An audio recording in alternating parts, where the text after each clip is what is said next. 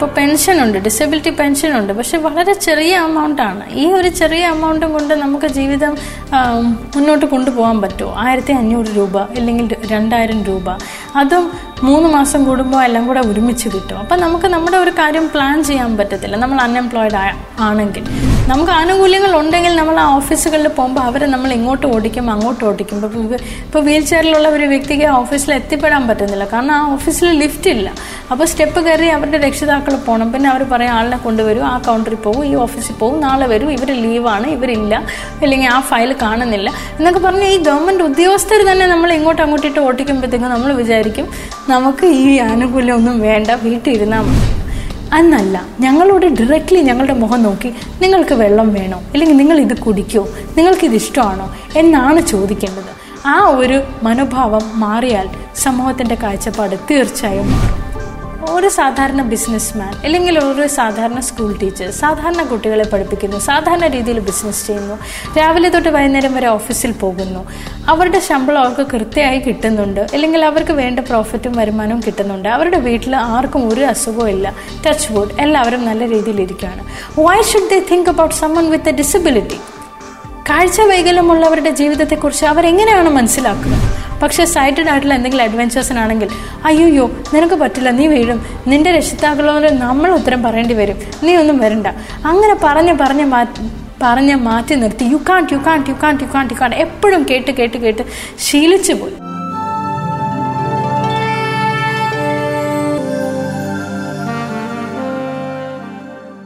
ചില ജീവിതങ്ങൾ ചരിത്രങ്ങളാണ്. ആ ചരിത്രത്തിൽ അസാധാരണത്വം വരുമ്പോഴാണ് അത് മറ്റുള്ളവർക്ക് പ്രചോദനവും വെളിച്ചവുമാവുന്നത്. അത്തരത്തിൽ ഒരുപാട് പേർക്ക് ജീവിതത്തിൽ വെളിച്ചമായ ഒരു വ്യക്തിയാണ് ഇന്ന് നമ്മോടൊപ്പം അതിഥിയായി ചേരുന്നത്. മലയാളികൾക്കൊന്നും ആമുഖം ആവശ്യമില്ലാത്ത ഒരാൾ, ടിഫാനി. നമസ്കാരം ടിഫാനി, മീഡിയ മംഗളം ടിവിയിലേക്ക് സ്വാഗതം. കാഴ്ച പരിമിതരെ കുറിച്ച് നമ്മുടെ സമൂഹത്തിനും അങ്ങനെ ആയിട്ടുള്ളവർക്കും വ്യത്യസ്ത തരത്തിലുള്ള കാഴ്ചപ്പാടാണ്. ടിഫാനിക്ക് അതിനെങ്ങനെയാണ് നിർവചിക്കാനാവുക? ഇപ്പം നമ്മുടെ യൂണിസെഫ്, യുണൈറ്റഡ് നേഷൻസിൻ്റെ ഒരു ഒബ്സർവേഷൻ പ്രകാരം നമുക്ക് 3 മോഡൽസ് ഉണ്ട്. ഒന്ന് ചാരിറ്റി മോഡലാണ് ഉള്ളത്, medical model and social model. അപ്പോൾ ഈ 3 മോഡൽസാണ് നമുക്ക് ഉള്ളത്. ആൾക്കാർ ഡിസേബിൾ പീപ്പിളിനെ എങ്ങനെയാണ് കാണുക? ഈ 3 മോഡൽസിലൂടെയാണ് സമൂഹം കാണുന്നത്. നമ്മുടെ ഇന്ത്യയിൽ കൂടുതൽ ആൾക്കാർ പീപ്പിൾ വിത്ത് ഡിസബിലിറ്റീസിനെ കാണുന്നത് ചാരിറ്റി മോഡലിലൂടെയാണ്. അതായത് പാവം എന്ത് ചെയ്യും, അയ്യോ കാഴ്ചയില്ല, അയ്യോ കാല് വയ്യാത്തൊരാൾ, അയ്യോ കേൾവിയില്ല, അയ്യോ എന്നുള്ള ഒരു വാക്കില്ലാതെ, അല്ലെങ്കിൽ ബിച്ചാര എന്നുള്ള ഒരു വാക്കില്ലാതെ മറ്റൊരു വാക്കില്ല. ഞാൻ ജനിച്ച് വളർന്നപ്പോഴത്തേക്കും ഞാൻ നല്ലൊരു എഡ്യൂക്കേറ്റഡ് ഫാമിലിയിലാണ് ഞാൻ ജനിച്ചത്. എങ്കിൽ പോലും എൻ്റെ കുടുംബക്കാർക്ക് ഒരു വ്യത്യസ്ത കാഴ്ചപ്പാടുണ്ടായിരുന്നു. അവരെപ്പോഴും പറയും അയ്യോ ഇനി കൊച്ചു എവിടെ പഠിക്കും, ഇനി ഏത് സ്കൂളിൽ പഠിക്കും. ഒരുപാട് സ്ഥലങ്ങളിൽ അലിഞ്ഞു തിരിഞ്ഞു എൻ്റെ കാഴ്ച തിരിച്ചു കിട്ടാൻ വേണ്ടി. പക്ഷേ എൻ്റെ ഒരു ധാരണ എന്ന് പറഞ്ഞാൽ ഇത് ദൈവത്തിൻ്റെ ഒരു പ്ലാനാണ്. ഞാൻ കാഴ്ച വൈകല്യമായിട്ടുള്ള ഒരു വ്യക്തിയായി മാറിയതിൻ്റെ ഒരു കാരണമുണ്ട്. മറ്റുള്ളവരുടെ അടുത്തേക്ക് എൻ്റെ ശബ്ദം ഉയർത്തി സംസാരിക്കാൻ വേണ്ടി തന്നെയാണ് ഞാൻ ഇങ്ങനെ ജനിച്ചത്. And I am proud of being blind. അപ്പോൾ എൻ്റെ കാഴ്ചപ്പാടെന്ന് പറഞ്ഞാൽ സമൂഹത്തിൻ്റെ കാഴ്ചപ്പാട് നമുക്ക് എന്തായാലും മാറ്റിയെടുക്കേണ്ടതായിട്ടുണ്ട്. ഈ ചാരിറ്റി മോഡലിൽ നിന്ന് സ്ലോലി നമ്മൾ ഷിഫ്റ്റ് ചെയ്യേണ്ട സമയം കഴിഞ്ഞു. നമ്മൾ സോഷ്യൽ മോഡലിലേക്ക് ആണ് എത്തേണ്ടത്. that people have to get their rights, people have to be accepted in society. സമൂഹം നമ്മളെ ഉൾക്കൊള്ളണം. മറ്റുള്ള ജനങ്ങളെ പോലെ തന്നെ നമുക്കും അവകാശങ്ങളുണ്ട്, തുല്യ അവകാശങ്ങളുണ്ട്. നമുക്ക് ജീവിക്കാനുള്ള റൈറ്റ്സ് ഉണ്ട്, നമുക്ക് കോൺട്രിബ്യൂട്ട് ചെയ്യാനുള്ള കഴിവുകളുണ്ട്, നമുക്ക് എല്ലാ തരത്തിലുള്ള കാര്യങ്ങൾ ചെയ്യാൻ പറ്റും. പക്ഷെ ഞങ്ങൾക്ക് ചില അഡാപ്റ്റേഷൻസ് വേണം. അതാണ് സമൂഹം മനസ്സിലാക്കേണ്ടത്. അല്ലാതെ നമ്മളെ കാണുമ്പം ഓടിപ്പോകുകയല്ല വേണ്ടത്. നമ്മളൊരു സഹായം ചോദിക്കുമ്പോൾ ഇങ്ങോട്ടും അങ്ങോട്ടും നോക്കി അയ്യോ എന്ന് പേടിച്ച് നിലവിളിക്കുകയല്ല വേണ്ടത്. നമ്മളൊരു പാർട്ടിക്ക് പോകുമ്പോൾ അല്ലെങ്കിൽ ഒരു മീറ്റിങ്ങിന് പോകുമ്പോൾ നമ്മുടെ കൂടെ വന്ന ആൾക്കാരോടല്ല ചോദിക്കേണ്ടത് ഇവൾക്ക് എന്ത് വേണം, ഈ കുട്ടിക്ക് ഇത് ഇഷ്ടമാണോ, അവർക്ക് അത് വേണോ, അവർ കുടിക്കോ എന്നല്ല. ഞങ്ങളോട് ഡയറക്റ്റ്ലി ഞങ്ങളുടെ മുഖം നോക്കി നിങ്ങൾക്ക് വെള്ളം വേണോ, അല്ലെങ്കിൽ നിങ്ങൾ ഇത് കുടിക്കോ, നിങ്ങൾക്കിത് ഇഷ്ടമാണോ എന്നാണ് ചോദിക്കേണ്ടത്. ആ ഒരു മനോഭാവം മാറിയാൽ സമൂഹത്തിൻ്റെ കാഴ്ചപ്പാട് തീർച്ചയായും മാറും. ആ കാഴ്ചപ്പാട് മാറ്റുന്നതിനായിട്ട് ഞങ്ങൾ ഒത്തിരി പ്രവർത്തിക്കുന്നുണ്ട്. ജ്യോതിർഗമയ ഫൗണ്ടേഷൻ്റെ ഭാഗത്തിൽ നിന്ന് ഒരു സോഷ്യൽ ആക്ടിവിസ്റ്റ് എന്ന നിലയ്ക്ക് ഞാൻ എൻ്റെ വോയിസ് റേസ് ചെയ്യുന്നുണ്ട്. ആ ഒരു ബോധവൽക്കരണം ഞാൻ കൊണ്ടുവരുന്നുണ്ട് സമൂഹത്തിൽ. അതുകൂടാതെ എൻ്റെ സ്റ്റുഡൻസ് ഇവിടുന്ന് പഠിച്ച് ഇറങ്ങിയ ഓരോരോ വ്യക്തികൾ അവരുടേതായ മേഖലകളിൽ അവരുടേതായ രീതിയിൽ വിതിൻ ദ ലിമിറ്റേഷൻസ് ഈ അവയർനെസ് കൊണ്ടുവരാൻ ശ്രമിക്കുന്നുണ്ട്. ഇന്ത്യ മുഴുവനും ഈ അവയർനെസ് നടക്കുവാണ്. ജ്യോതിർഗമയ വെളിച്ചത്തിലേക്ക് നയിച്ചാലും ഇങ്ങനൊരു ഫൗണ്ടേഷനിലോട്ട് എത്തിപ്പെടാനുള്ള വഴി അതൊന്ന് പറയാമോ? ജ്യോതിർഗമയിലേക്ക് എത്തിപ്പെടാനുള്ള വഴി എന്ന് വെച്ചാൽ ഞാൻ തന്നെയായിരുന്നു എൻ്റെ വഴി എന്ന് പറയാൻ പറ്റില്ല. ഒരു ടീമുണ്ട് എൻ്റെ കൂടെ. പക്ഷേ എൻ്റെ ഒരു ഇന്നർ കോളിംഗ് ആയിരുന്നു. ഞാൻ അനുഭവിച്ചത് തന്നെയാണ് എന്നെ ഈ വഴിയിലേക്ക് നയിച്ചത്. അതായത് നമ്മൾ എപ്പോഴും പറയാറുണ്ട്, നമ്മൾ എന്തെങ്കിലും അനുഭവിച്ചാൽ മാത്രമേ നമുക്ക് അതിൻ്റെ ഇത് മനസ്സിലാവുള്ളൂ. ഇപ്പോൾ മൈക്രോസോഫ്റ്റിൻ്റെ ഒരു വലിയ ഉദ്യോഗസ്ഥൻ്റെ മോൾക്ക് സെറിബ്രൽ പാൾസി ഉണ്ട്.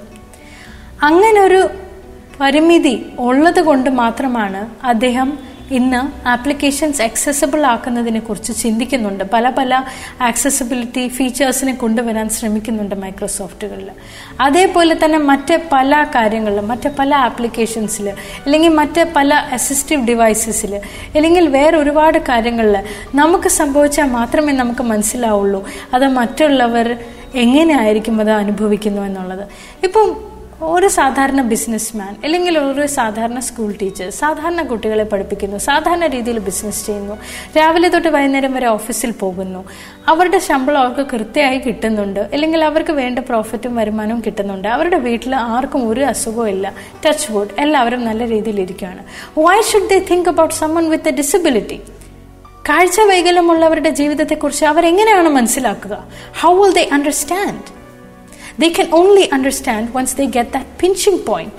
അവർക്ക് ആ പിഞ്ചിങ് പോയിന്റ് വന്ന, ആ അനുഭവം വന്ന, ആ വേദന വന്ന, അല്ലെങ്കിൽ ആ ഒരു അവസ്ഥയിൽ മറ്റുള്ള ഒരാളെ കണ്ടു കഴിഞ്ഞാൽ മാത്രമേ അവർക്കത് മനസ്സിലാവുള്ളൂ. എൻ്റെ കേസിൽ പക്ഷെ അത് വേണ്ടി വന്നില്ല. കാരണം ഞാൻ കാഴ്ച വൈകല്യമായ ഒരു കുട്ടിയായിരുന്നു. ഞാനിത് നേരിൽ അനുഭവിച്ചിട്ടുണ്ട്.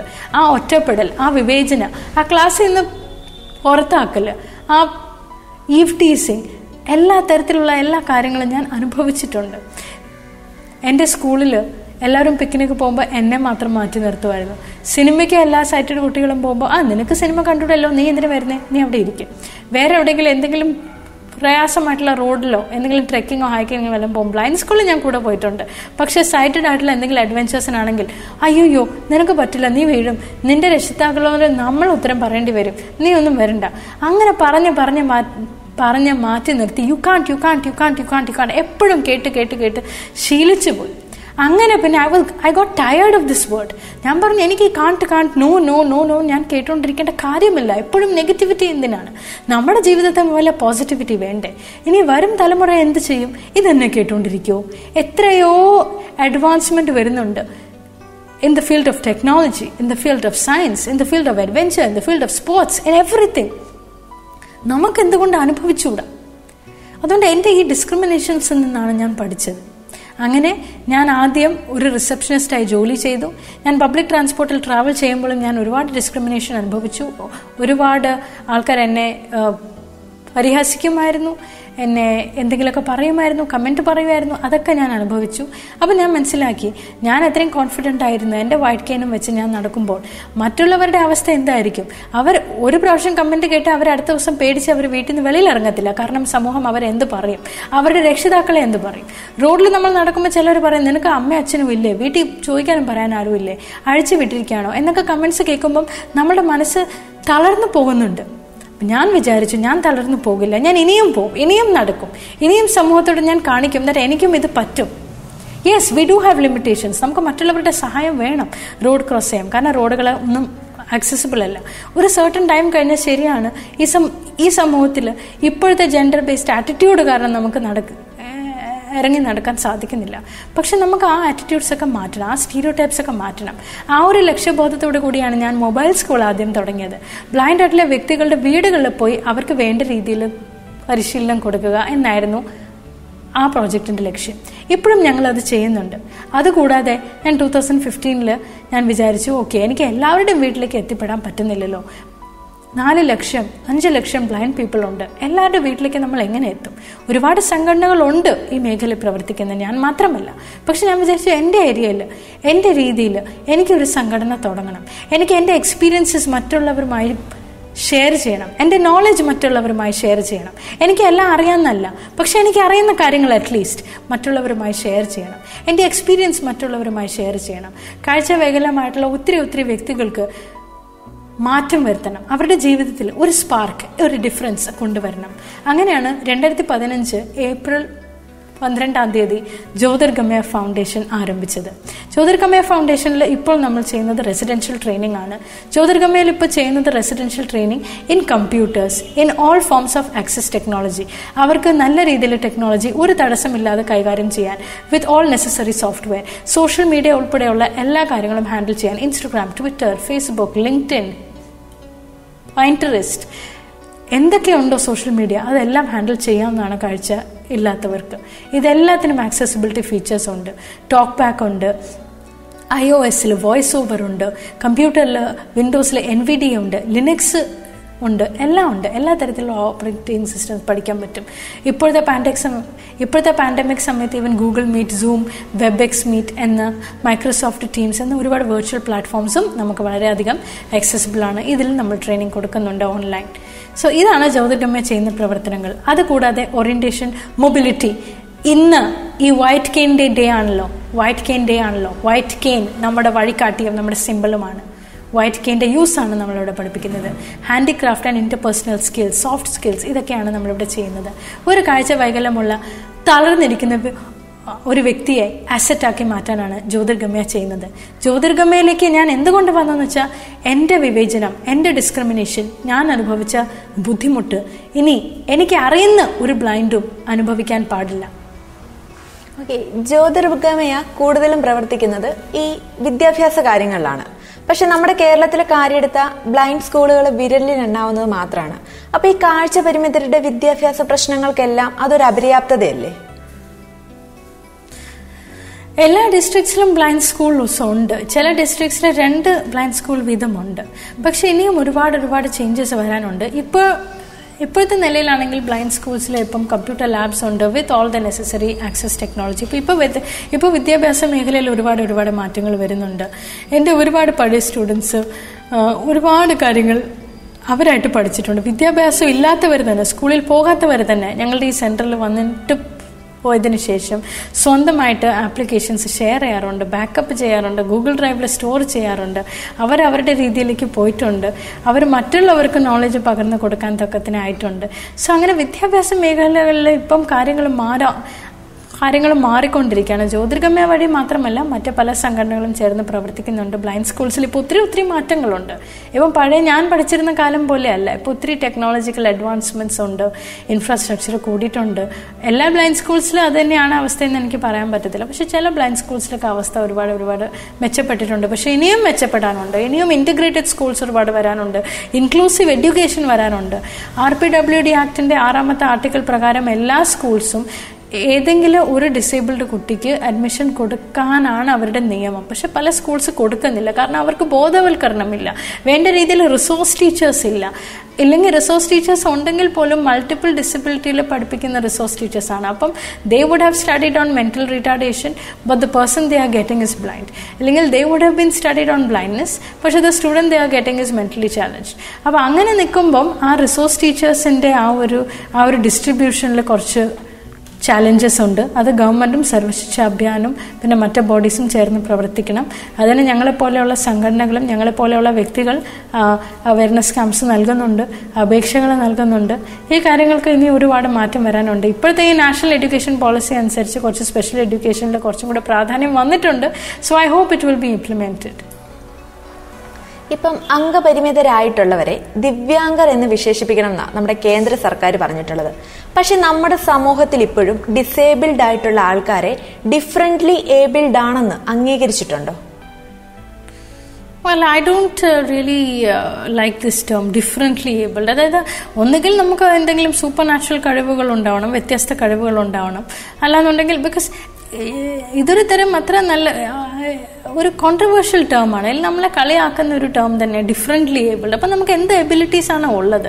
അപ്പം നമ്മൾ ഡിസേബിൾഡ് എന്ന് പറയാൻ വയ്യാത്തതുകൊണ്ടാണ് നമുക്ക് വിഷമം ആവണ്ടെന്ന് വെച്ചിട്ട് നമ്മളെ ഒന്ന് പാസിഫൈ ചെയ്യാൻ വേണ്ടി ഡിഫറെന്റ്ലി ഏബിൾഡ്. പക്ഷെ എന്താണ് ഡിഫറെന്റ് എബിലിറ്റി? നമുക്ക് ഒന്നെങ്കിൽ നമുക്ക് ഹാരി പോട്ടറിനെ പോലെ ബ്രൂം സ്റ്റിക്ക് ഫ്ലൈ ചെയ്യാൻ പറ്റണം, അല്ലെങ്കിൽ ആബ്രക്കാഡാബ്ര എന്ന് പറഞ്ഞിട്ട് നമുക്ക് എന്തെങ്കിലും കൊണ്ടുവരാൻ പറ്റണം. അങ്ങനെ ആയിരുന്നെങ്കിൽ പിന്നെ ഞാൻ കോടീശ്വരി ആവുമായിരുന്നല്ലോ. സോ അതല്ല കാര്യം. ജോക്സ് അപ്പാർട്ട്, ഈ ഡിഫറെൻ്റ്ലി ഏബിൾഡ് എന്നുള്ള ടെർമിനോളജി മാറ്റിയിട്ട് പീപ്പിൾ വിത്ത് ഡിസബിലിറ്റീസ്, അല്ലെങ്കിൽ അവരുടെ പരിമിതർ എന്താണെന്ന് വെച്ചാൽ കാഴ്ച വൈകല്യമുള്ളവർ, അല്ലെങ്കിൽ ഹിയറിംഗ് ഇമ്പയർഡ്, അല്ലെങ്കിൽ എന്താണെന്ന് വെച്ചാൽ അതല്ലാതെ we are helping the differently abled എന്ന് പറഞ്ഞുകൊണ്ട് ഞങ്ങളുടെ ലേബിൾ മാറാൻ പോകുന്നില്ല. ഞങ്ങളുടെ അവസ്ഥ ഇങ്ങനെ തന്നെ ആയിരിക്കും. സോ അതൊരു എല്ലാവർക്കും അത് ഇഷ്ടപ്പെടത്തില്ല. അവരുടെ visually challenged, hearing impaired, mentally challenged, 21 disabilities ഉണ്ട് ഇപ്പോഴത്തെ ആക്ട് പ്രകാരം. ആ ഡിസബിലിറ്റീസിന് പേര് വിളിക്കുക, അല്ലെങ്കിൽ പീപ്പിൾ വിത്ത് ഡിസബിലിറ്റീസ് എന്ന് വിളിക്കുക, ഇല്ലെങ്കിൽ challenged section of society, challenged people. ഈ ഡിഫറെൻ്റ്ലി ഏബിൾഡ് എന്ന് പറഞ്ഞാൽ എന്താ? അപ്പം നമുക്ക് കുറച്ച് ദിവസങ്ങൾക്ക് മുമ്പ് എനിക്കൊരു ക്വസ്റ്റ്യൻ വന്നു, ടിഫാനിക്ക് എന്തെങ്കിലും വ്യത്യസ്ത കഴിവുകളുണ്ടോ? ഞാൻ പറഞ്ഞു എനിക്കൊരു വ്യത്യസ്ത കഴിവുകളൊന്നും ഇല്ല എന്ന് പറഞ്ഞു. ഞാൻ ബ്ലൈൻഡാണ്, ശരിയാണ്, ഞാൻ എൻ്റെ കാര്യങ്ങൾ ചെയ്യുന്നുണ്ട്, ആക്സസിബിലിറ്റിക്ക് വേണ്ടുന്ന ഞാൻ ഡിവൈസസ് ഉപയോഗിക്കുന്നുണ്ട് എൻ്റെ കാര്യങ്ങൾ ചെയ്യാനായിട്ട്. പിന്നെ എൻ്റെ സെൻസ്, എൻ്റെ 5 സെൻസസ് ഇല്ലെങ്കിൽ ബാക്കിയുള്ള 4 സെൻസ് ഞാൻ ഉപയോഗിക്കുന്നുണ്ട്. അപ്പോൾ എൻ്റെ കാഴ്ചയ്ക്കായി കോമ്പൻസേറ്റ് ചെയ്യാനായിട്ട് എനിക്ക് നല്ല കേൾവി ശക്തിയുണ്ട്, എനിക്ക് നല്ല ടച്ച് സെൻസ് ഉണ്ട്, എനിക്ക് നല്ല സ്മെൽ സെൻസ് ഉണ്ട്, ടേസ്റ്റ് സെൻസ് ഉണ്ട്. പക്ഷെ ഇതുകൂടാതെ എനിക്കിപ്പം വ്യത്യസ്തമായിട്ടുള്ള കഴിവൊന്നും ഇല്ലയെന്ന് ഞാൻ പറഞ്ഞു. അപ്പൊ അങ്ങനെ ഒരു തെറ്റിദ്ധാരണ ഉണ്ടാവും ആൾക്കാർക്ക്. ഈ ദിവ്യാംഗർ എന്നുള്ള വിശേഷണമൊക്കെ കേന്ദ്ര സർക്കാരിൽ നിന്ന് വന്നു. പക്ഷെ സർക്കാർ ഇങ്ങനെയുള്ള ഒത്തിരി ആനുകൂല്യങ്ങൾ പ്രഖ്യാപിക്കുന്നുണ്ട്. പക്ഷെ അവയൊക്കെ എത്തപ്പെടേണ്ട കാര്യങ്ങളിൽ എത്തിപ്പെടുന്നുണ്ടോ എന്ന് പറഞ്ഞാൽ ഇപ്പോൾ പെൻഷനുണ്ട്, ഡിസബിലിറ്റി പെൻഷനുണ്ട്, പക്ഷെ വളരെ ചെറിയ എമൗണ്ടാണ്. ഈ ഒരു ചെറിയ എമൗണ്ടും കൊണ്ട് നമുക്ക് ജീവിതം മുന്നോട്ട് കൊണ്ടുപോകാൻ പറ്റുമോ? 1500 രൂപ അല്ലെങ്കിൽ 2000 രൂപ, അതും 3 മാസം കൂടുമ്പോൾ എല്ലാം കൂടെ ഒരുമിച്ച് കിട്ടും. അപ്പം നമുക്ക് നമ്മുടെ ഒരു കാര്യം പ്ലാൻ ചെയ്യാൻ പറ്റത്തില്ല നമ്മൾ അൺഎംപ്ലോയിഡ് ആണെങ്കിൽ. ഇപ്പോൾ വേറെ കൺട്രീസിലൊക്കെ വെൽഫെയർ സ്റ്റേറ്റ്സുകളിൽ, ഈവൻ ഇറ്റലി പോലത്തെ കൺട്രീസിലൊക്കെ എനിക്കറിയുന്ന ചില വിഷ്വലി ഇമ്പയർഡ് ഉള്ള വ്യക്തികളുണ്ട്. അപ്പോൾ അവർ പറയാനുണ്ട് അവർക്ക് ഒരു മാസം 1000 യൂറോ കിട്ടുമെന്നുള്ളൂ. അപ്പോൾ 1000 യൂറോ അവർക്ക് 1000 റുപ്പീസ് പോലെ തന്നെയാണ്. അപ്പം ഞങ്ങൾക്കും എന്ന് പറഞ്ഞാൽ അവരുടെ കാര്യങ്ങൾ മുന്നോട്ട് പോകാറുണ്ട്. അവർക്ക് റെന്റിന് തന്നെ 400 അല്ലെങ്കിൽ 300 യൂറോസ് ഒക്കെ വേണം. പിന്നെ അവർക്ക് പക്ഷേ അറ്റ്ലീസ്റ്റ് അവർക്ക് ആ എമൗണ്ട് കിട്ടുന്നുണ്ട്. അതുകൂടാതെ ഗവൺമെന്റ് അവർക്ക് അസിസ്റ്റീവ് ഡിവൈസസ് കൊടുക്കുന്നുണ്ട് പല കൺട്രീസിൽ. ഇപ്പോൾ സോഷ്യൽ ജസ്റ്റിസ് ഇപ്പോൾ സ്മാർട്ട് ഫോൺ കൊടുക്കുന്നുണ്ട് കോർപ്പറേഷൻ വഴി. ഇപ്പോൾ ഡിസബിലിറ്റി കാർഡ് വന്നിട്ടുണ്ട്, എന്തായാലും തിരിച്ചറിയൽ കാർഡ്, പിന്നെ ബ്ലൈൻഡ് സർട്ടിഫിക്കറ്റ്സിന് വേണ്ടി ഇപ്പം. പക്ഷേ ഇത് നമുക്ക് ആനുകൂല്യങ്ങൾ ഉണ്ടെങ്കിൽ നമ്മൾ ആ ഓഫീസുകളിൽ പോകുമ്പോൾ അവരെ നമ്മൾ ഇങ്ങോട്ട് ഓടിക്കും അങ്ങോട്ട് ഓടിക്കും. ഇപ്പോൾ വീൽ ചെയറിലുള്ള ഒരു വ്യക്തിക്ക് ആ ഓഫീസിൽ എത്തിപ്പെടാൻ പറ്റുന്നില്ല, കാരണം ആ ഓഫീസിൽ ലിഫ്റ്റ് ഇല്ല.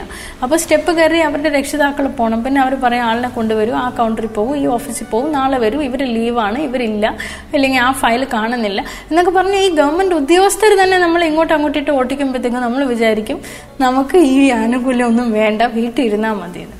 ഇപ്പം ലാപ്ടോപ്പ് കിട്ടുന്നുണ്ട് കോർപ്പറേഷനിൽ നിന്ന്, പഞ്ചായത്തിൽ നിന്ന്.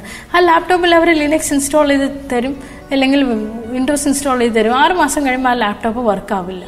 ഇപ്പോൾ തന്നെ എൻ്റെ ഒരു സ്റ്റുഡൻറ്റിൻ്റെ ലാപ്ടോപ്പ് എവിടെ നിന്ന് കിട്ടുന്ന ഗവൺമെന്റിൽ നിന്ന് കിട്ടി, പക്ഷെ അത് വർക്കാവുന്നില്ല. 6 മാസം 1 വർഷം ആയതേ ഉള്ളൂ. പക്ഷെ ഞാൻ എൻ്റെ ലാപ്ടോപ്പ് ഒരു 4-5 വർഷം മുമ്പ് വാങ്ങിച്ചു, അതിപ്പോഴും വർക്കാവുന്നുണ്ട്. അപ്പോൾ നിങ്ങൾ കൊടുക്കണമെങ്കിൽ നല്ല കാര്യങ്ങൾ കൊടുക്കാൻ വേണ്ടി നിങ്ങളുടെ ഒരു പേരിന് വേണ്ടി, അതായത് എല്ലാവരോടും പറയാനുള്ള കാര്യമാണ്, നിങ്ങൾ നല്ല ആരെയും പേഴ്സണലി പറയുന്നില്ല, സമൂഹത്തോട് പറയുന്നതാണ്. അതായത് നിങ്ങളുടെ ഒരു പേരിന് വേണ്ടി നിങ്ങൾ ഭിന്നശേഷിക്കാർക്ക് ഇത് കൊടുത്തു എന്നുള്ളതിനേക്കാളും നിങ്ങൾ കൊടുക്കാതിരിക്കുക, അല്ലെങ്കിൽ നിങ്ങൾ നല്ലത് കൊടുക്കുക. അവർക്കത് ജീവിതകാലം മുഴുവൻ സൂക്ഷിച്ച് വെക്കാൻ, ഒരു അസറ്റായി വെക്കാൻ വേണ്ടി അത് കൊടുക്കുക. പെൻഷൻ കൊടുക്കണമെങ്കിൽ അറ്റ്ലീസ്റ്റ് ഒരു 3000 മന്ത്ലി കൊടുക്കുക, എങ്കിൽ അറ്റ്ലീസ്റ്റ് അവരുടെ എന്തെങ്കിലും കാര്യങ്ങൾ അവർക്ക് മുന്നോട്ട് കൊണ്ടുപോകാൻ പറ്റുമല്ലോ. ഇപ്പോൾ ലേറ്റ് ബ്ലൈൻഡ്നെസ്, അവർക്ക് എംപ്ലോയ്മെന്റ് കിട്ടത്തില്ല, അല്ലെങ്കിൽ ഒട്ടും വിദ്യാഭ്യാസം ഇല്ലാത്തൊരു ബ്ലൈൻഡ് ആയിട്ടുള്ള വ്യക്തി, അല്ലെങ്കിൽ മൾട്ടിപ്പിൾ ഡിസേബിൾഡ് ആയിട്ടുള്ള വ്യക്തി, they need A proper pension. അവർക്ക് എവിടെയെങ്കിലും ഹോസ്പിറ്റലിൽ പോകണമെങ്കിൽ തന്നെ വീൽ ചെയറിന്റെ കോസ്റ്റ്, വീൽ ചെയറിനെ ഓട്ടോയിൽ കയറ്റാനോ, അല്ലെങ്കിൽ അവർക്ക് തന്നെ ടാക്സി എവിടെയെങ്കിലും പോകാനായിട്ടാണെങ്കിൽ അവർക്ക് തന്നെ ഇങ്ങോട്ടും അങ്ങോട്ടും 1000 രൂപയാവും. അപ്പോൾ ആ ഡിസബിലിറ്റി പെൻഷൻ എന്തിനും കൊള്ളാം. If you want to give at least 3000 to 4000. അപ്പോൾ ഒരു മാസം അവർക്ക് അറ്റ്ലീസ്റ്റ് 1000 രൂപ ടാക്സിക്ക് ചിലവായെങ്കിലും ബാക്കി 3000 രൂപയെങ്കിലും അവരുടെ കയ്യിലുണ്ട് അവരുടെ കാര്യങ്ങൾ ചെയ്യാനായിട്ട്. ബട്ട് ജസ്റ്റ് കൊടുക്കുന്നതിന് പേരിന് വേണ്ടി കൊടുക്കുക, എന്നിട്ട് അത് അവരിലേക്ക് എത്തിക്കാതിരിക്കുക എന്ന് പറഞ്ഞാൽ അത് ചെയ്യരുത്. സാധനങ്ങളായാലും അസിസ്റ്റീവ് ഡിവൈസസ് ആയാലും നല്ല സാധനങ്ങൾ, ക്വാളിറ്റി ഉള്ള വർക്ക്, ഡ്യൂറബിൾ ആയിട്ടുള്ള സാധനങ്ങൾ കൊടുക്കുക. അപ്പോൾ ഇതാണ് എനിക്ക് സർക്കാരിനോട് അപേക്ഷിക്കേണ്ടത്. കേരളത്തിൽ നിന്നും ഗോകുൽ, തമിഴ്നാട്ടിൽ നിന്നും പൂർണ്ണസുന്ദരി ഇന്ത്യൻ സിവിൽ സർവീസിലേക്ക് എത്തപ്പെട്ട കാഴ്ച പരിമിതരാണ്. ഇതൊക്കെ അവരുടെ ആ ഡിസേബിലിറ്റി എന്നുള്ള കാര്യം മാറ്റിവെച്ച് സമൂഹത്തിന്റെ മുഖ്യധാരയിലേക്ക് അവരും എത്തപ്പെടും എന്നതിന്റെ തെളിവുകളാണോ? യെസ്, തീർച്ചയായിട്ടും. ഈവൻ മഹാരാഷ്ട്രയിൽ നിന്ന് പ്രാഞ്ചൽ പാട്ടിൽ നമ്മുടെ അസിസ്റ്റന്റ് കളക്ടർ ആയിരുന്നു എറണാകുളത്ത്. ഇവിടെയും അസിസ്റ്റന്റ് കളക്ടർ, സബ് കളക്ടർ ആയിരുന്നു പ്രാഞ്ചൽ പാട്ടിൽ. ഇപ്പോൾ ഗൂഗിളിൽ എനിക്ക് വളരെ പേഴ്സണലി അറിയുന്നതാണ്. 12ാം വയസ്സിൽ ഞാൻ ഗൂഗിളിനെ കണ്ടെത്തിയതാണ്. എൻ്റെ സ്റ്റുഡൻ്റ് എന്ന് പറയാൻ പറ്റത്തില്ല, ഇവിടെ അധികം നാൾ പഠിച്ചിട്ടില്ല. പക്ഷേ എൻ്റെ ഒരു അടുത്ത സുഹൃത്തിനെ പോലെ, അല്ലെങ്കിൽ ഒരു ബ്രദറിനെ പോലെ ഞാൻ ഇടയ്ക്കിടയ്ക്ക് ഞാൻ ഗൈഡ് ചെയ്തു ഗൂഗിളിൽ. And I am very proud of him. There are people with visual impairment who can reach heights. ഈ എംപയർമെൻ്റ് ഒന്നും ഒരു പരിമിതിയേ അല്ല. പിന്നെ നമുക്ക് കാർ ഡ്രൈവ് ചെയ്യാൻ പറ്റത്തില്ല, പക്ഷെ ഇപ്പോൾ സ്റ്റേറ്റ്സിലും മറ്റേ കൺട്രീസിലും ഇപ്പം ഗൂഗിൾ കാർസും ഡ്രൈവർലെസ് കാർസൊക്കെ വരുന്നുണ്ട്. നമ്മുടെ ഇന്ത്യയിൽ വരാൻ ഒത്തിരി സമയം എടുക്കും, പക്ഷെ ആ ലിമിറ്റേഷൻസും മാറും. So there are no limitations. അവർ മുഖ്യധാരയിലേക്ക് എത്തി. They showed the society that they can also go and reach heights. എന്തായാലും തീർച്ചയായിട്ടും ഈ 3 വ്യക്തികൾ വളരെ വളരെ അധികം വർക്ക് ചെയ്ത് അധ്വാനിച്ച് അവർ ഈ ഒരു നിലയിലേക്ക് എത്തിച്ചതാണ്. ഇത്തവണ ഹാരോൺ കരീം എന്ന മലപ്പുറത്തുകാരൻ 10ാം ക്ലാസ്സുകാരൻ, അവൻ ചരിത്രത്തിൽ ഇടം പിടിച്ചത് കാഴ്ചപരിമിതനായിട്ട് കൂടി ആരുടെ സഹായമില്ലാതെ ഒരു സ്പെഷ്യൽ സോഫ്റ്റ്വെയറിന്റെ മാത്രം സഹായത്തോടെ SLC പാസ്സായി, അതും ഫുൾ A+ കൂടി. ഇത്തരത്തിൽ നോക്കുമ്പോൾ ടെക്നോളജി അതൊത്തിരി സഹായകമാകുന്നില്ലേ? തീർച്ചയായും. ഞാൻ ഹാരൂണിന്റെ ഇന്റർവ്യൂ കേട്ടിട്ടുണ്ട്. മംഗള ബ്ലൈൻഡ് സ്കൂളിലാണ് ഹാരൂൺ പഠിച്ചത്, മലപ്പുറത്ത്. ഹാരൂണിന്റെ ഉമ്മ ഒരു മാത്സ് ടീച്ചറാണ്. പിന്നെ ഹാരൂണിന്റെ ഉമ്മ ഒത്തിരി സപ്പോർട്ട് ചെയ്തിട്ടുണ്ട്. അതുകൂടാതെ സംഘടനകളുടെ സപ്പോർട്ടുണ്ടായിരുന്നു. പക്ഷേ ഹാരൂണിനെ എനിക്ക് നേരിട്ട് കാണാൻ കഴിഞ്ഞിട്ടില്ല, ആ ഭാഗ്യം കിട്ടിയിട്ടില്ല എനിക്ക്. പക്ഷേ ഞാൻ very proud of him. I am very very proud of him that ആ ടെക്നോളജിയുടെ സഹായത്തോടു കൂടിയാണ് അദ്ദേഹം ഈ NVDA എന്ന സ്ക്രീൻ റീഡർ, അല്ലെങ്കിൽ ജോസ് എന്ന സ്ക്രീൻ റീഡർ, അല്ലെങ്കിൽ ഓർക്ക എന്ന സ്ക്രീൻ റീഡർ, ഈ സ്ക്രീൻ റീഡേഴ്സാണ് ബ്ലൈൻഡ് പീപ്പിൾ ഉപയോഗിക്കുന്നത് കമ്പ്യൂട്ടറിൽ. ലിനക്സിൽ ഓർക്ക ORCA, വിൻഡോസിൽ ജോബ് ആക്സസ് വിത്ത് സ്പീച്ച്, അത് ലൈസൻസ്ഡ് സോഫ്റ്റ്വെയർ ആണ്. പിന്നെ NVDA non visual desktop application, അതൊരു ഓപ്പൺ സോഴ്സ് സോഫ്റ്റ്വെയർ ആണ്. ഓസ്ട്രേലിയയിൽ നിന്ന് ലഭ്യമാകുന്ന ഒരു സോഫ്റ്റ്വെയർ ആണ്. NV ആക്സസ് ഡൗൺലോഡ് എന്ന സൈറ്റിലാണ്, nvaccess.org എന്ന സൈറ്റിൽ നിന്നാണ് ഡൗൺലോഡ് ആവുന്നത്. സോ ഇങ്ങനത്തെ സോഫ്റ്റ്വെയർസ് ഉണ്ടെങ്കിൽ നമുക്ക് തീർച്ചയായിട്ടും നന്നായിട്ട് നമുക്ക് വേണ്ട രീതിയിൽ വേണ്ട സമയത്ത് പരിശീലനം കിട്ടുന്നുണ്ടെങ്കിൽ, വേണ്ട സമയത്ത് അസിസ്റ്റീവ് ഡിവൈസസ് കിട്ടുന്നുണ്ടെങ്കിൽ, തീർച്ചയായിട്ടും ഹാറൂണിനെ പോലെ ഒരുപാട് പേർക്ക് അവരുടെ എക്സാംസ് ഒരു സ്ക്രൈബിൻ്റെ ഹെൽപ്പില്ലാതെ കമ്പ്യൂട്ടറിൻ്റെ സഹായത്തോടുകൂടി എഴുതാൻ സാധിക്കും. ടിഫാനി നല്ലൊരു പുസ്തക പ്രേമിയാണെന്ന് ഞാൻ അറിഞ്ഞു. പുസ്തകങ്ങളിലൂടെയാണ് ജീവിതങ്ങളെ കൂടുതൽ അടുത്തറിയുന്നതും. പക്ഷെ കാഴ്ച പരിമിതരുടെ കാര്യം വരുമ്പോൾ അവിടെയും പരിമിതിയുണ്ട്. ബ്രെയിൻ ലിപിയിലുള്ള പുസ്തകങ്ങൾ തീരെ കുറവാണ്. ഉള്ളതിനാണെങ്കിൽ നല്ല വിലയും അപര്യാപ്തതയും. ഓഡിയോ ബുക്സ് ഒക്കെ ഒത്തിരി ഉണ്ടെങ്കിലും മലയാള ഭാഷയിലുള്ളവയും കുറവാണ്, ലഭ്യമാകുന്നതിൽ പാടുണ്ട്. അതിന് ഒരു പരിഹാരം എന്താ നിർദ്ദേശിക്കാനുള്ളത്? ഇപ്പം നമുക്ക് ഒരുപാട് ടെലിഗ്രാം, വാട്സാപ്പ്, ഒരുപാട് ഗ്രൂപ്പുകളുണ്ട്. ഒരുപാട് റീഡേഴ്സ് നമ്മളെ അസിസ്റ്റ് ചെയ്യുന്നുണ്ട്. ഒരുപാട് ഗ്രൂപ്പുകളുണ്ട്, ബ്ലൈൻഡ് പീപ്പിളുടേതായിട്ടുള്ള സൈറ്റഡ് റീഡേഴ്സിനെ ഉൾപ്പെടുത്തിക്കൊണ്ടുള്ള ഗ്രൂപ്പുകളുണ്ട്. അപ്പം നമുക്ക് വേണ്ട രീതിയിൽ മലയാളം പുസ്തകങ്ങൾ വായിച്ചു തരാൻ ആൾക്കാരുണ്ട്. പിന്നെ ഇപ്പം CDAC ഒരു സ്പീച്ച് എഞ്ചിൻ ഇറക്കിയിട്ടുണ്ട്, centre for development and advance computing. അതിൻ്റെ വർക്കുകളൊക്കെ നടന്നുകൊണ്ടിരിക്കുകയാണ്, അതിൻ്റെ വോയിസ് കുറച്ചും കൂടെ ബെറ്റർ ആക്കാനായിട്ട്. പിന്നെ നമ്മുടെ ഗൂഗിൾ TTS ഉണ്ട്, ഇപ്പോൾ ഗൂഗിൾ ടെക്സ്റ്റ് ടു സ്പീച്ച്, അതിലിപ്പോൾ മലയാളം നമുക്ക് വായിക്കാൻ സാധിക്കുന്നുണ്ട്. അപ്പോൾ വരുന്ന മെസ്സേജുകളൊക്കെ നമുക്ക് ഗൂഗിൾ ടെക്സ്റ്റ് ടു സ്പീച്ച് സഹായത്തിൻ്റെ കൂടി മലയാളം വായിക്കാൻ എന്തായാലും സാധിക്കുന്നുണ്ട്. അപ്പോൾ അങ്ങനത്തെ ഒരുപാട് കാര്യങ്ങൾ ഇപ്പോൾ വരുന്നുണ്ട്. So but still it is difficult and still നമുക്ക് ഒരുപാട് ലിമിറ്റേഷൻസ് ഉണ്ട്. എല്ലാ ബുക്സൊന്നും ആക്സസിബിൾ ആകാറില്ല. പക്ഷേ ഇപ്പം എന്തായാലും പണ്ടത്തെക്കാളും ഒരുപാട് മെച്ചപ്പെട്ടിട്ടുണ്ട് അവസ്ഥ. 1995 നമ്മുടെ കേന്ദ്ര സർക്കാർ ഭിന്നശേഷി സംരക്ഷണ നിയമം പാസ്സാക്കിയിട്ടുണ്ട്. അതെ, 2016 അതിന് പരിഷ്കരിക്കുകയും ചെയ്തു. പക്ഷേ RPWD ആക്ട് ആക്കി, rights for persons with disability act. പക്ഷെ അതെല്ലാം കൃത്യമായിട്ട് പാലിക്കപ്പെടുന്നുണ്ടോ, അല്ലെങ്കിൽ അത് ആ അർഹതപ്പെട്ടവരിലേക്ക് എത്തപ്പെടുന്നുണ്ടോ? ഞാൻ പറഞ്ഞല്ലോ, നേരത്തെ ഞാൻ പറഞ്ഞിരുന്നു, പെൻഷനെ പോലെ പല ആനുകൂല്യങ്ങൾ എത്തിപ്പെടുന്നില്ല. അപ്പോൾ ഈ RPWD ആക്ട് പ്രകാരം ഒരുപാട് റൈറ്റ്സിനെ കുറിച്ച് പറഞ്ഞിട്ടുണ്ട്, ആക്സസിബിലിറ്റിയെ കുറിച്ച് പറഞ്ഞിട്ടുണ്ട്. ഇപ്പോൾ UNCRPT തന്നെ, united nation convention for the rights of persons with ഡിസബിലിറ്റിയിൽ പറയുന്നുണ്ട് ഒരുപാട് റൈറ്റ്സ് ഉണ്ട്. Article 9 only talks about accessibility, എല്ലാ പബ്ലിക് സർവീസസും ബിൽഡിങ്സും കാര്യങ്ങളും ആക്സസിബിൾ ആകണം. Article 6 talks about inclusive education. അങ്ങനെ ഒത്തിരി കാര്യങ്ങളുണ്ട്. പക്ഷെ ഇനി ഇത് NCPDP എന്ന സംഘടന, national center for promotion of employment of disabled people, ഇത് ഡൽഹി ബേസ്ഡ് ഒരു സംഘടനയാണ്.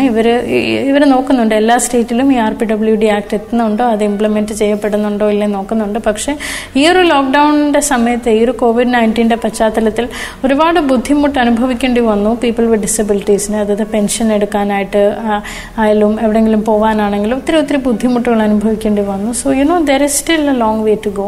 ഇനി ഒത്തിരി സ്കീംസ് വരാനുണ്ട്, അത് ജനങ്ങളിലേക്ക് എത്താനുണ്ട്. പേപ്പറിൽ മാത്രം എഴുതിയാൽ പോരാ, ഇനി ഒരുപാട് കാര്യങ്ങൾ ചെയ്യാനുണ്ട്. റീസെൻ്റ്ലി ഒരു അമെൻമെൻറ്റും വന്നിരുന്നു ഈ RPWD ആക്ടിൻ്റെ. പക്ഷേ എല്ലാവരും കൂടെ പ്രവർത്തിച്ചുകൊണ്ട്, എല്ലാവരും കൂടെ സംസാരിച്ചത് കൊണ്ട് ആ ഒരു പവർ ഓഫ് ഓൺലൈൻ മീഡിയയിലൂടെ വി വൺ. ആൻഡ് ആ ഒരു അമെൻമെൻറ്റ് അവർ പിൻവലിച്ചിട്ടുണ്ടായിരുന്നു. അത് so there are many things that need to be done. ഈ സർക്കാർ ജോലികളിലാണെങ്കിൽ പോലും 4% സംവരണം ദിവ്യാംഗർക്കായി മാറ്റിവെച്ചു, റിസർവേഷൻസ്. അതെ. പക്ഷെ ഒത്തിരി വിദ്യാഭ്യാസ യോഗ്യത ഉണ്ടായിട്ട് പോലും പലർക്കും ജോലി ഇല്ലാത്തൊരവസ്ഥയുണ്ട്. ഇത് ഇങ്ങനെ ഒരു സംവരണം ഉണ്ടായിട്ടും അത് അവരിലേക്ക് എത്തപ്പെടാത്തതാണോ കാരണം, അതോ അവർക്ക് അതിനെക്കുറിച്ച് കൂടുതൽ അറിവില്ലാത്തത് അതൊരു കാര്യം. എല്ലാ വിവരങ്ങളിലും അവർക്ക് ആക്സസിബിൾ ആകുന്നില്ല. ഇപ്പോൾ പല സൈറ്റുകൾ ആക്സസിബിൾ അല്ല. കേരള PSCയുടെ സൈറ്റ് അത്രത്തോളം ആക്സസിബിൾ അല്ല. അതിൻ്റെ ടാബ്സും വിൻഡോസ് ആക്സസിബിൾ അല്ല. കേരള ജാഗ്രത പോർട്ടൽ തന്നെ ആക്സസിബിൾ അല്ലായിരുന്നു. ഈ ആരോഗ്യ സേതു ആപ്പ് ആക്സസിബിൾ അല്ലായിരുന്നു. അപ്പോൾ ഇങ്ങനെ പല ആപ്സും പല വെബ്സൈറ്റും ആക്സസ് ടെക്നോളജിയുമായിട്ട് കമ്പാറ്റബിൾ അല്ല. കാരണം ഈ സൈറ്റുകൾ രൂപീകരിച്ചത് ഇല്ലെങ്കിൽ ഡിസൈൻ ചെയ്തിരിക്കുന്ന പ്രോപ്പർ കോഡിംഗ് ഒക്കെ ഉണ്ടെങ്കിലേ അത് ചെയ്യാൻ പറ്റുള്ളൂ. ഈവൻ മലയാളത്തിലാണെങ്കിലും ബാക്കി കാര്യങ്ങളെല്ലാം ആക്സസിബിൾ ആയിരിക്കുന്നു പീപ്പിൾ വിത്ത് ഡിസബിലിറ്റീസിന് വേണ്ടിയിട്ട്. സോ അത് അവയർനെസ് കുറവാണ്, ആക്സസിബിലിറ്റിയുടെ ലിമിറ്റേഷൻസ് ഉണ്ട്. പിന്നെ അതുകൂടാതെ പലവർക്കും അതിനെക്കുറിച്ചിട്ടുള്ള അറിവില്ല. പിന്നെ അറിവുണ്ടെങ്കിൽ പോലും ആ ഗവൺമെൻറ് അവരെ കയറി ഇറങ്ങേണ്ട ഒരുപാട് അവസ്ഥ. നിൻ്റെ പേര് ലിസ്റ്റിൽ വന്നിട്ടുണ്ട്, ഇപ്പോൾ വരും, നാളെ വരും, കുറേ ഇൻ്റർവ്യൂസൊക്കെ കഴിയും. പിന്നെ ചില സമയത്ത് ലക്ക് ഉണ്ടെങ്കിൽ കിട്ടും, ഇല്ലെങ്കിൽ കിട്ടത്തില്ല എന്നുണ്ട്. സോ ഇനിയും ഒരുപാട് മെച്ചപ്പെടാനുണ്ട് ആ ഒരു മേഖലയിൽ. അതിനുവേണ്ടി ഈ സൈറ്റുകളെല്ലാം ആക്സസിബിൾ ആവേണ്ടതായിട്ടുണ്ട്. ആൻഡ് ഈ ആപ്ലിക്കേഷൻസ്, നമ്മൾ ഉപയോഗിക്കുന്ന ആപ്ലിക്കേഷൻസും ആക്സസിബിൾ ആകേണ്ടതായിട്ടുണ്ട്. എല്ലാ ഗവൺമെൻറ് വെബ്സൈറ്റ്സ് ആക്സസിബിൾ ആകേണ്ടതായിട്ടുണ്ട്. പിന്നെ അവരെ, അതായത് പരിമിതർ ആയവരെ ഒരുപാട് അവയർനെസ് കൊടുക്കേണ്ടതായിട്ടുണ്ട്. ഒരുപാട് ബോധവൽക്കരിക്കാനായിട്ടതുകൊണ്ട് വേറെ ഒരുപാട് ഓപ്പർച്യൂണിറ്റീസ് അവർക്കായിട്ട് കൊടുക്കാനുണ്ട്.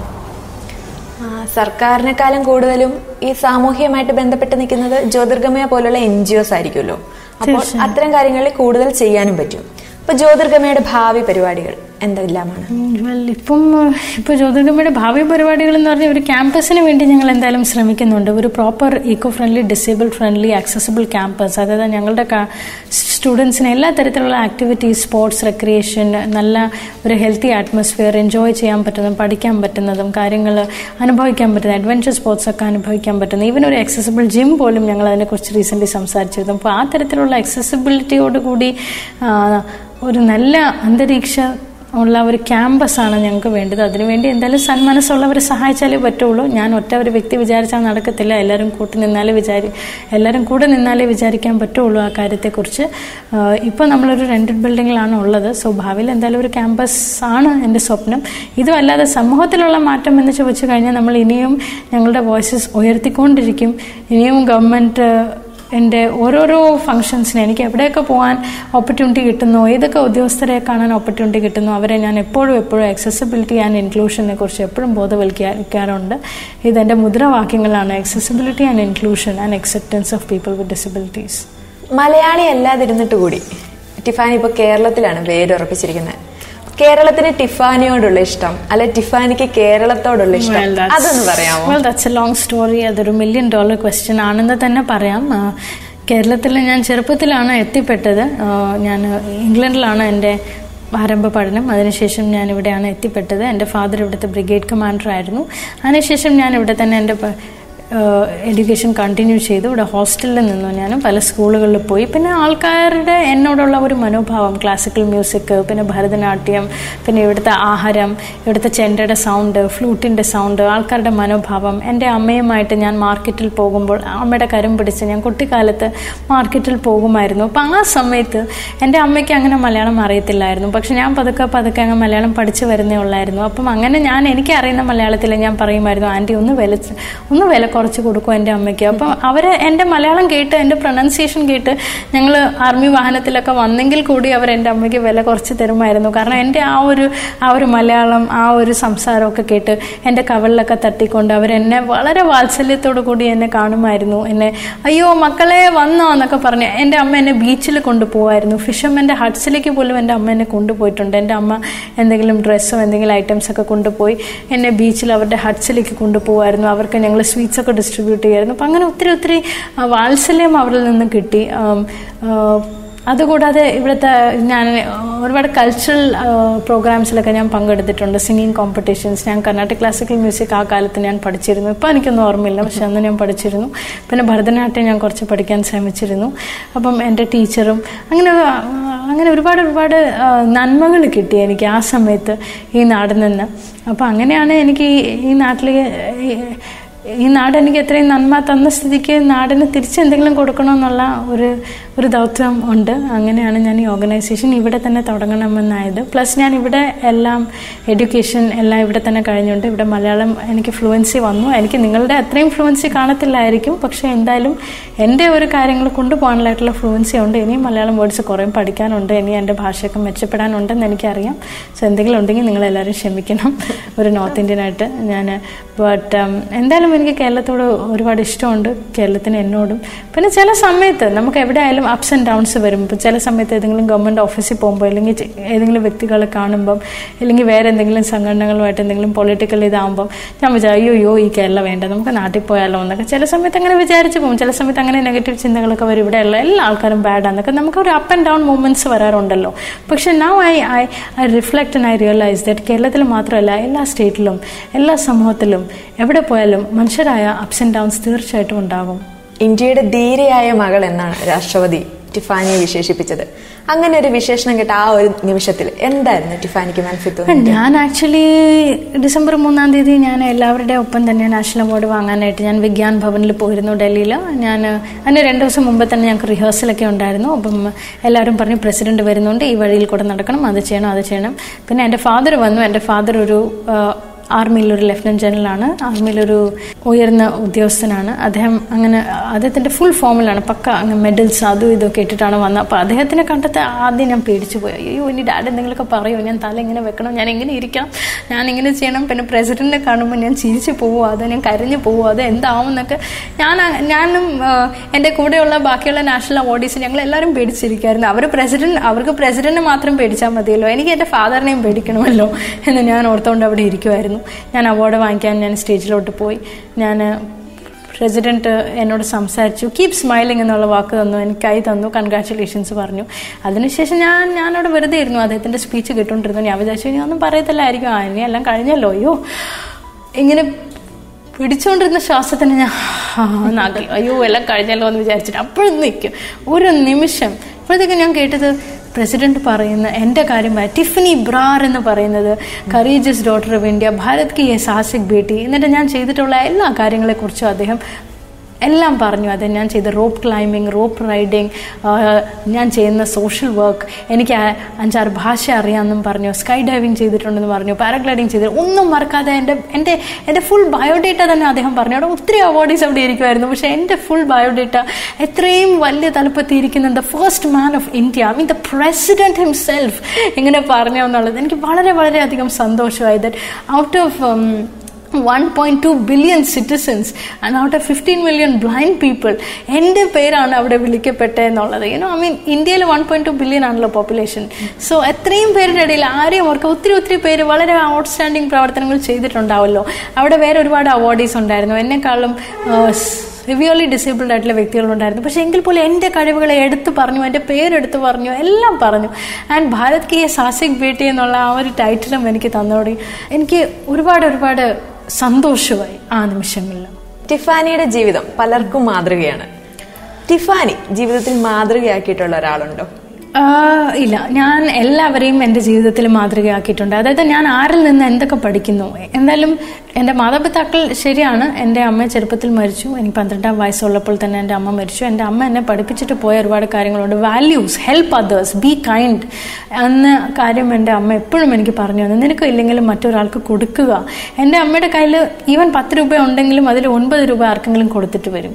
എൻ്റെ അമ്മയുടെ കയ്യിൽ ഒരു സ്വർണ്ണം ഉണ്ടെങ്കിൽ ആരെങ്കിലും ഒരു ദുഃഖം പറഞ്ഞാൽ എൻ്റെ അമ്മ അപ്പം സ്വർണ്ണം ഒരു കൊടുക്കും. സോ അങ്ങനെ ഗിവിങ്. എൻ്റെ അമ്മ എപ്പോഴും ആർമി ഹോസ്പിറ്റലിൽ പോയി ജവാൻസിന് ഫുഡ് കൊടുക്കുമായിരുന്നു. അവർ അഡ്മിറ്റ് ആയിരിക്കും, അവരുടെ മക്കളുടെ ക്വാർട്ടേഴ്സിൽ പോയി അവർ ഫുഡ് കൊടുക്കും. അപ്പം അങ്ങനെ ഒരു ഗിവിങ് മെൻറ്റാലിറ്റി എൻ്റെ അമ്മയിൽ നിന്ന് വന്നു.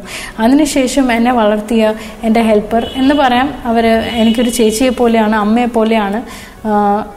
അവരെൻ്റെ അമ്മ തന്നെയാണ് എന്നെനിക്ക് പറയാം. അവരുടെ പേര് വിനീത എന്നാണ്. അവരെന്നെ ഡെയിലി ലിവിങ് സ്കിൽസും എൻ്റെ അപ്പിയറൻസ് എങ്ങനെയാണ് മാനേജ് ചെയ്യേണ്ടത്, ഞാൻ ഒരു ടിപ്പ് ടോപ്പ് ഗേളായിട്ട് എനിക്കിങ്ങനെ മാറാൻ പറ്റും, എന്നെ ജോലിക്ക് പോകാനും എന്നെ കാര്യങ്ങൾ ചെയ്യാനും ഒറ്റയ്ക്ക് സഞ്ചരിക്കാനൊക്കെ എന്നെ പ്രേരിപ്പിച്ചതും എന്നെ പ്രോത്സാഹിപ്പിച്ചതൊക്കെ അവരാണ്. ഈവൻ ഈ ഓർഗനൈസേഷനിൽ മറ്റ് പല ബ്ലൈൻഡ് ആയിട്ടുള്ള വ്യക്തികളെ അവർ പ്രോത്സാഹിപ്പിക്കാറുണ്ട്. അതുകൂടാതെ എൻ്റെ ടീം മെമ്പേഴ്സ്, എൻ്റെ ഇവിടെ 5 ടീം മെമ്പേഴ്സ് ഉണ്ട്. ഇവരെല്ലാവരും ഓരോരുത്തരായിട്ട് ഇവിടെ 5 ടീം മെമ്പേഴ്സ് ഉണ്ട്. അവരെല്ലാവരും എന്നെ ഒത്തിരി പ്രോത്സാഹിപ്പിച്ചിട്ടുണ്ട് എൻ്റെ എല്ലാ കാര്യങ്ങളിലും. അതുകൂടാതെ എൻ്റെ കുറച്ച് നല്ല ടീച്ചേഴ്സ് ഉണ്ടായിരുന്നു. എൻ്റെ ഡാൻസ് ടീച്ചർ, അല്ലാതെ എൻ്റെ 1-2 ടീച്ചേഴ്സ്, എൻ്റെ 2-3 ബെസ്റ്റ് ഫ്രണ്ട്സ്. എൻ്റെ ഫാദറിനൊരു ആർമിയിലൊരു അസിസ്റ്റൻ്റ് ഉണ്ടായിരുന്നു. അദ്ദേഹം എനിക്ക് നോട്ട്സൊക്കെ ഡിക്റ്റേറ്റ് ചെയ്തു. അദ്ദേഹം ഒത്തിരി കാര്യങ്ങളിൽ എന്നെ ഹെൽപ്പ് ചെയ്തിട്ടുണ്ട്. സോ അങ്ങനെ ഒത്തിരി പേര് എന്നെ ഹെൽപ്പ് ചെയ്തിട്ടുണ്ട് ജീവിതത്തിൽ. So I can't say just one person. ഇപ്പം എന്തായാലും ജ്യോതിർഗമയുടെ പ്രവർത്തനങ്ങൾ ലോകത്തിന് മൊത്തം മാതൃകയാവുന്നതാണ്. ഇന്ത്യയുടെ മാത്രം ധീരയായ മകളല്ല, ലോകത്തിന്റെ മുഴുവൻ ധീരയായ മകളായി ടിഫാനിക്ക് ഉയരാൻ സാധിക്കട്ടെ. ജ്യോതിർഗമയുടെ പ്രവർത്തനങ്ങൾ ഇനിയും കൂടുതൽ മികവുറ്റതും ഒത്തിരി പേരിലേക്ക് എത്തുന്നതുമാവട്ടെ. ആശംസകൾ. എന്തായാലും ജ്യോതിർഗമയിൽ ഇനി വരാനുള്ള ആർക്കെങ്കിലും ഈ പ്രോഗ്രാം കണ്ടിട്ട് ബ്ലൈൻഡ് ആയിട്ടുള്ള വ്യക്തികൾക്ക് ആർക്കെങ്കിലും പരിശീലനവും കോൺഫിഡൻസ് ബിൽഡിങ്ങും എന്തെങ്കിലും അല്ലെങ്കിൽ എന്നോട് കോൺടാക്ട് ചെയ്യാൻ ആഗ്രഹമുണ്ടെങ്കിൽ തീർച്ചയായിട്ടും ജ്യോതിർഗമയുടെ പേജ് നിങ്ങൾക്ക് കാണാവുന്നതാണ്. ആർക്കെങ്കിലും ജ്യോതിർഗമയുടെ പ്രവർത്തനങ്ങളിൽ എന്തെങ്കിലും പങ്കുവെക്കണമെന്നുണ്ടെങ്കിൽ, ഐഡിയാസ് ആണെങ്കിലും വോളണ്ടിയറിങ് ആണെങ്കിലും അവരുടെ ആശയങ്ങളാണെങ്കിൽ അവരുടെ എനർജി ആണെങ്കിലും ഈവൻ അവരുടെ സാമ്പത്തികമാണെങ്കിലും എന്താണെങ്കിലും നിങ്ങളാൽ കഴിയുന്നത് എന്തുണ്ടെങ്കിലും ഞങ്ങൾ അക്സെപ്റ്റ് ചെയ്യും. എൻ്റെ ഒപ്പം നിൽക്കുക എല്ലാവരും. Thank you.